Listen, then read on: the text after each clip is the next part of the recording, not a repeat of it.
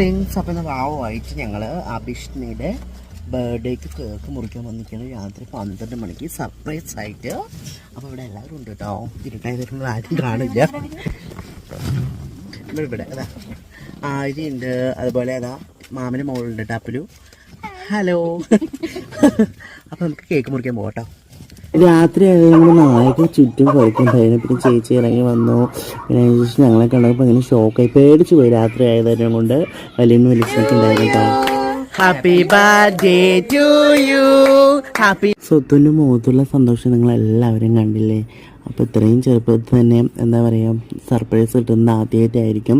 അതിന് ശേഷം കേക്കൊക്കെ മുറിച്ചോളെല്ലാവരും കൊടുത്തു. ഞാൻ അച്ഛൻ എന്തൊക്കെ പറഞ്ഞാലും അമ്മമാർക്ക് ആ സങ്കടം ഉണ്ടാവുള്ളൂ. സ്വത്തിൻ്റെ അമ്മ ഇവിടെ ഉണ്ട്.